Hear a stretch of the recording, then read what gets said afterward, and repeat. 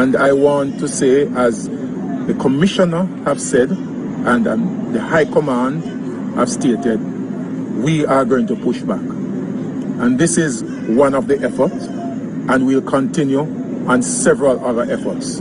There are a number of things in the pipeline which I cannot disclose at this time, but we are going to pull back Jamaica from the hands of these criminal elements. We have structured the police force in such a way that we don't want to hurt, harm, or kill innocent people. But if you are a criminal, don't test us.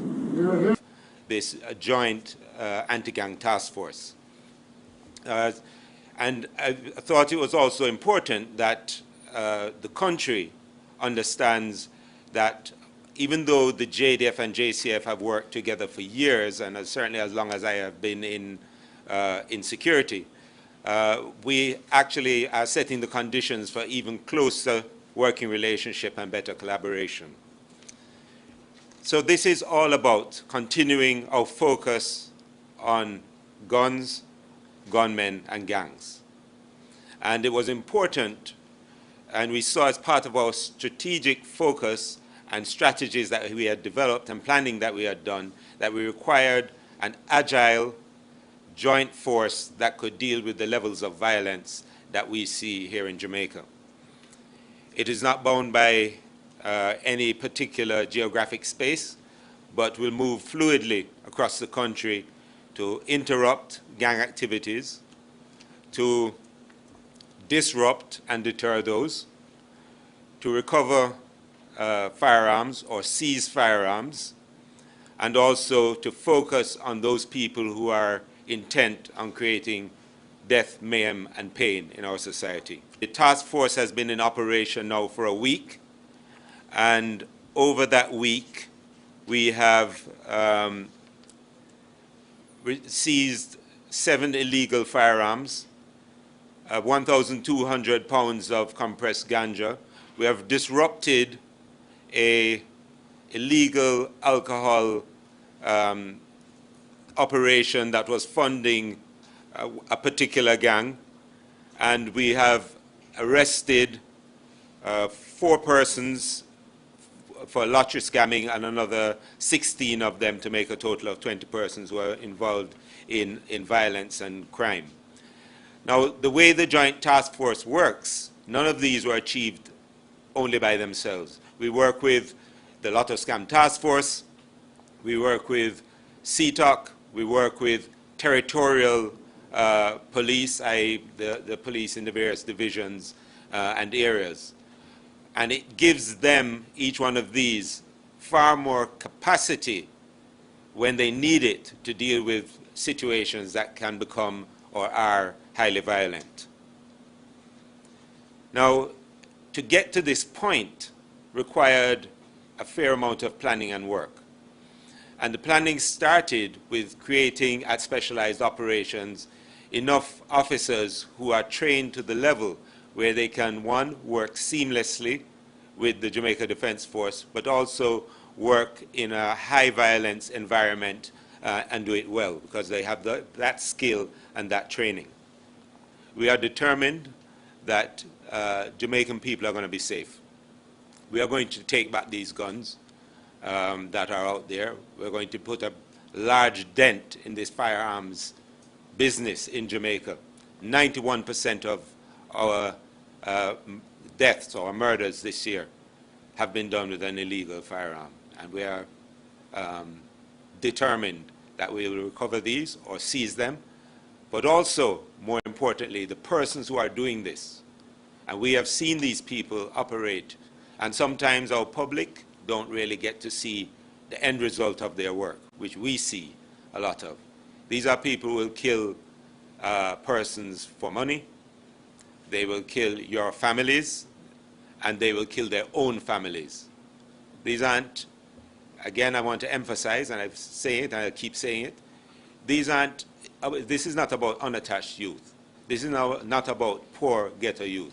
This is about people who have made choices in life to pursue a life of crime and violence and murder. So we are creating the conditions, and this is part of our ongoing transformation, modernization, and responses to a situation that has plagued us for over 2 decades. And we're determined that we're not going into a 3rd decade with it as it is. And as part of that, we require and would ask for public support and public confidence. So this interaction is part of us reaching out, letting the public know what we're doing.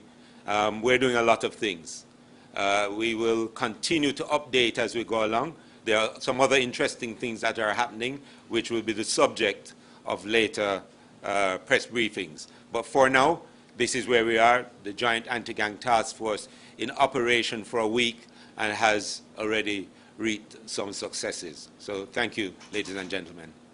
There are over 7,000 men and women in the Jamaica Defense Force who come from communities just like yours, and they want to know that their families are safe when they are working to protect you. So understand that the service that the Jamaica Defense Force is giving is a professional one. It is also a personal one. And this is why, through this joint initiative with the JCF, you can trust that it is our intention to create a safer Jamaica. Thank you for joining us this morning as we launch the Joint Anti-Gang Task Force. Its mission is to work jointly to address the threats of gangs with guns in our communities and ensure a safer and secure future for all citizens. The JDF has been committed, intentional, and strategic about the support we provide to the JCF as we work to reverse the norm of gunmen being comfortable in any space. In addition to the other methods being employed to address the threats faced by the nation, the Joint Anti-Gang Task Force will bring focused attention to gangs perpetrating violent crime across the island. The JDF, as the Commissioner of Police said, will bring dynamic and flexible military expertise to this task force, ensuring joint intelligence and the securing of the spaces in which we engage. This will allow the JCF to focus on the pursuit of gangs and the apprehension of their members who terrorize communities. The JDF's assessment is that the youth are featured prominently in the expansion of gangs and gang activity in communities. This is why we are seeking to strengthen our own youth engagement efforts to provide an alternative and positive action path in society for youth to prevent them from being pulled into gangs. The military personnel in this task force has been specifically selected to work with the JCF team. They are trained in human rights, and they're also very familiar with the rules of engagement. So we will ensure that the rights of each citizen is respected whilst these operations are being conducted. However, if faced with a threat, the appropriate actions will be taken to defend themselves. I want Jamaica to focus on collaboration that is required to reap tangible results. Please work with this anti-gang task force. We want to protect you. We want to protect Jamaica for a safer and secure future. Thank you.